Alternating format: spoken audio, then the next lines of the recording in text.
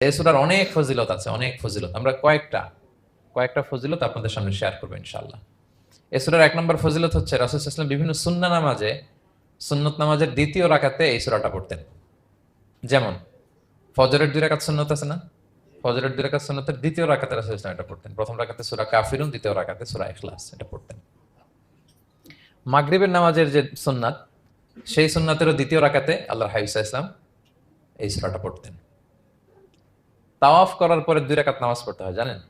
ওই ২ রাকাত নামাজে রাসূল সাল্লাল্লাহু আলাইহি ওয়াসাল্লাম প্রথম রাকাতে সূরাতুল কাফিরুন, দ্বিতীয় রাকাতে সূরাতুল ইখলাস পড়তেন।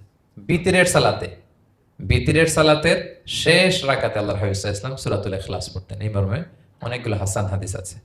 তাহলে কখন কখন সূরাতুল ইখলাস পড়তেন রাসূল সাল্লাল্লাহু আলাইহি ওয়াসাল্লাম কোন নামাজে? ক্লিয়ার না? ফজরের ২ রাকাত সুন্নত নামাজের শেষের রাকাতে, মাগরিবের ২ রাকাত সুন্নত নামাজের শেষের রাকাতে, তাওয়াফের পরে যে ২ রাকাত পড়তে হয় শেষের রাকাতে, বিতিরের সালাতের শেষ রাকাতে। এই সূরাটাকে আল্লাহর হাবিব সাল্লাল্লাহু আলাইহি ওয়াসাল্লাম সুলুসুল কোরআন বলেছেন, 1/3 অফ দ্য কিতাব। কোরআনের ৩ ভাগের ১ ভাগ। সূরাতুল ইখলাস তা'দিলু সুলুসাল কোরআন। সূরা ইখলাস হচ্ছে কোরআনের ৩ ভাগের ১ ভাগ। তার মানে আপনি যদি একবার সূরা ইখলাস পড়েন, কয় পারা তেলাওয়াতের সওয়াব? ২ বার পড়লে? ৩ বার পড়লে? ৩ বার পড়লে ১ খতম কোরআনের সওয়াব। আলহামদুলিল্লাহ। কেউ কেউ বলেন যেহেতু আল্লাহর একত্ববাদের কথাবার্তা কোরআনে 1/3 মানে ১/৩ জুড়ে আছে, সেহেতু সূরাতুল ইখলাস সুলুসুল কোরআন মানে হচ্ছে যে কোরআনের ৩ ভাগের ১ ভাগে আল্লাহ যা নিয়ে কথা বলেছে সূরাতুল ইখলাসের ভিতরেই সেটা সংক্ষেপে চলে আসছে।